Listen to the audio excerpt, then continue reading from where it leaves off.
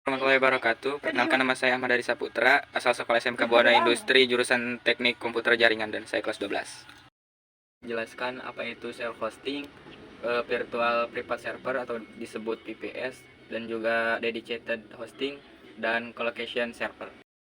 Oke, yang belum tahu apa itu self-hosting. Self-hosting adalah layanan yang sangat populer bagi pengguna yang benar-benar membangun suatu web. Pertama, mereka dapat dengan menyimpan terbatas. Namun, kamu harus bertanya-tanya tentang arti serta kelebihan dan kekurangannya.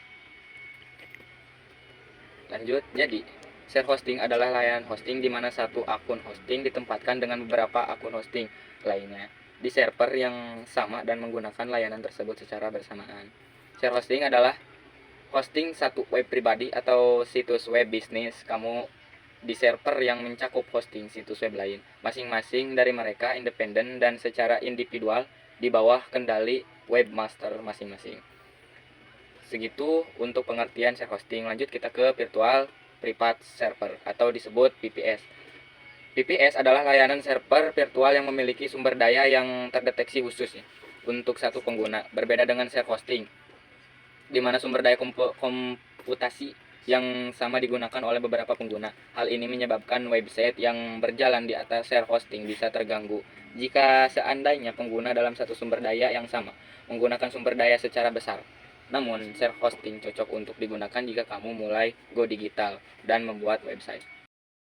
Setelah kita membahas share hosting dan juga VPS, kita lanjut ke dedicated hosting. Dedicated hosting adalah jenis layanan hosting. Hosting sendiri berfungsi sebagai rumah di mana seluruh file, data, video, aplikasi, hingga database yang tersimpan dapat dikelola dan diakses melalui internet. Nah, kita membuat website untuk pertama kalinya, mungkin kamu akan memilih layanan share hosting.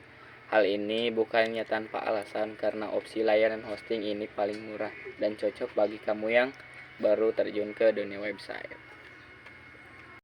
Yang terakhir yaitu apa itu colocation server. Colocation server adalah layanan penitipan server pelanggan yang disimpan data. Center memiliki penyedia layanan. Penyedia colocation menyediakan tempat khusus untuk penyimpanan atau penitipan server yang menggunakan infrastruktur pendukung berkeamanan tingkat tinggi, baik fisik atau non fisik. Dengan begitu, pengguna colocation tidak perlu repot memikirkan penyimpanan internal server perusahaan karena penuhnya menjadi tanggung jawab penyedia layanan. Di samping itu, keamanan juga terjamin. Sangat bermanfaat, bukan? Oke, segitu saja yang saya bahas, yaitu share hosting, VPS, dan juga dedicated dan colocation server. Wabillahi taufiq wal hidayah. Assalamualaikum warahmatullahi wabarakatuh.